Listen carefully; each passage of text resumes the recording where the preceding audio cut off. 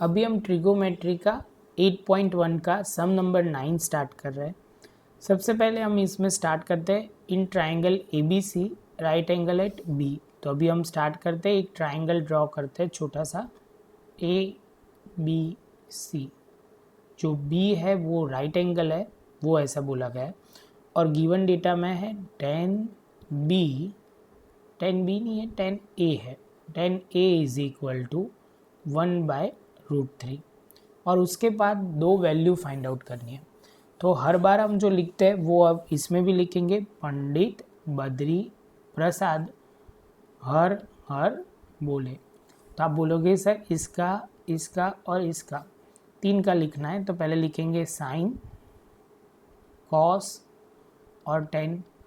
तो आप बोलोगे सर ये टेन के रिलेटेड इन्फॉर्मेशन है, तो टेन की फॉर्मूला क्या होगी? तो आप बोलोगे सर टेन का लिखो, tan is equal to tan theta is equal to P/B। तो आप बोलोगे सर हमारे में ये एंगल A की बात कर रहे हैं, ये वाला एंगल, तो आपको ध्यान रखना है कि ये एंगल का बेस क्या होगा। तो आप बोलोगे सर बेस जो होगा हमारा वो है AB। आपको मैंने समझाया था इसके सामने जो होता है वो हाइपोटेनियस होता है और दूसरी जो साइड उनके साइड जो ये एंगल से जुड़ी हुई होती है दूसरी साइड वो बेस होता है।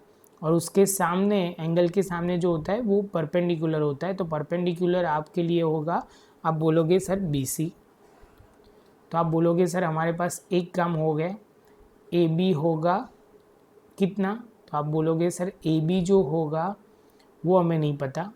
आप बोलोगे सर AB है √3, BC आपका होगा 1।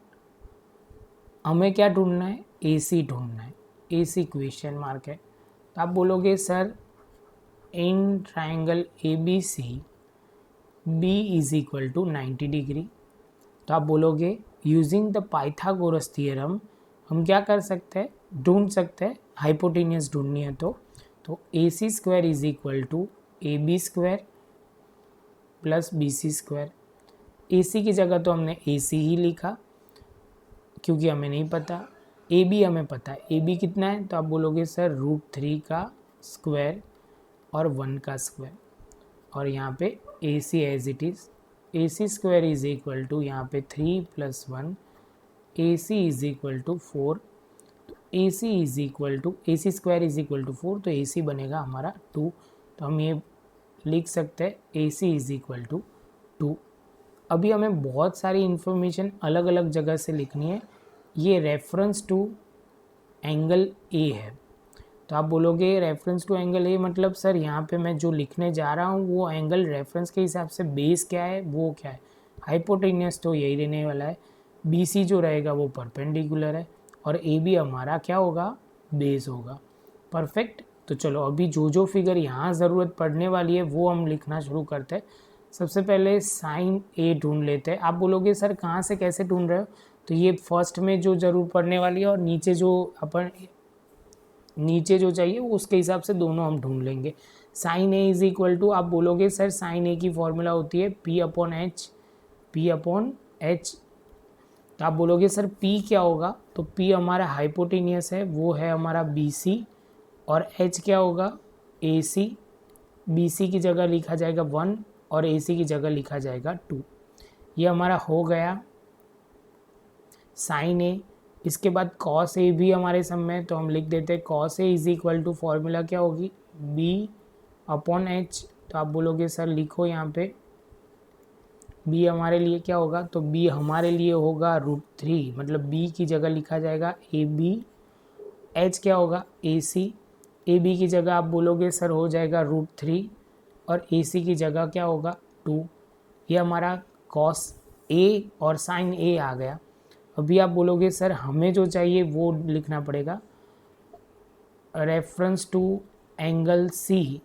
हमें तीन चीज़ चाहिए, हाइपोटेनियस, बेस और परपेंडिकुलर। तो आप बोलोगे सर जब भी आप रेफरेंस C के बात कर रहे हो तो ये वाला एंगल जो बोल रहे हो आप, तो आप बोलोगे सर हाइपोटेनियस तो हमें क्लियर है AC।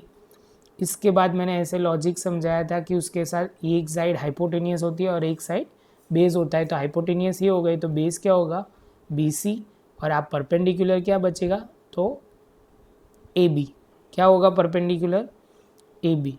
तो आप बोलोगे सर अभी लिखो, ए सी की जगह आप क्या लिखोगे, तो ए सी की जगह यहाँ पे है 2, तो हम 2 लिखते हैं। बी सी की जगह आप बोलोगे 1, तो यहाँ पे लिखेंगे 1, और ए बी की जगह आप क्या लिखोगे, तो यहाँ हमने ढूंढ के रखा हुआ है सब कुछ, तो 3 आ जाएगा। अभी हम लिखना शुरू करते हैं। तो cos c is equal to, formula तो हमारा वही रहने वाला है b/h, लेकिन इस बार जो b लिखोगे, बेस लिखोगे, वो ध्यान रखना है वो bc लिखो ये, क्योंकि ये cos c है। क्या है, cos c। चलो अच्छा है, आपको ये क्लियर हो गया है। तो ए सी लिखा जाएगा यहाँ हाइपोटेनियस में, बी सी की जगह आप बोलोगे 1 लिखो सर, और ए सी की जगह आप क्या लिखोगे, बोलो ए सी की जगह 2। जैसे ये कंप्लीट होगा आप बोलोगे सर साइन सी भी चाहिए, तो sine C is equal to आप बोलोगे sir p/h, p means perpendicular, perpendicular हमारा होगा ए बी, और h है ए सी। ए बी की जगह आप लिखोगे √3, और ए सी की जगह आप लिखोगे 2। साइन हो गया, कॉस हो गया, साइन सब कुछ हो गया।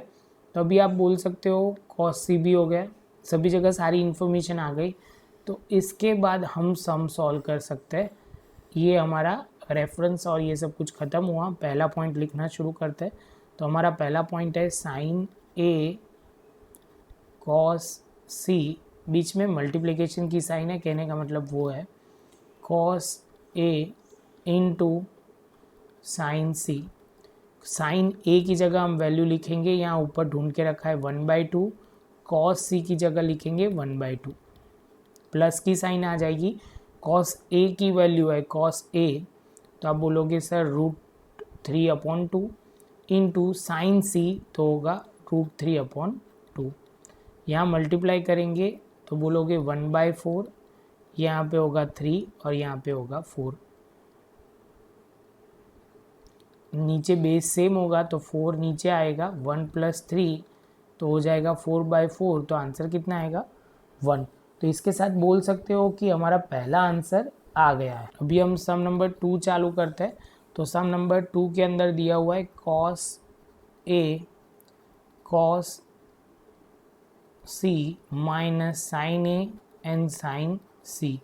cos A आप बोलोगे सर cos A हमने ढूंढ के रखा है, cos है हमारा √3/2, cos C है ये रहा cos C, तो आप बोलोगे सर 1/2, यहाँ पे माइनस की साइन, साइन ए होगा 1/2 इंटू साइन सी, साइन सी है √3/2, तो आप बोलोगे सर यहाँ पे हो जाएगा 4, यहाँ पे होगा √3, माइनस की साइन, सेम वे यहाँ होगा 4, यहाँ पे होगा √3, तो हो जाएगा हमारा 0। वो हमें ध्यान रखना है। कई बच्चे जल्दी जल्दी में 1 लिख देते हैं, वो ध्यान रखना, गलती मत करना। ये माइनस करना है तो माइनस में ऑलवेज 0 होता है। आई होप कि आपको ये पॉइंट अच्छी तरह समझ में आया होगा।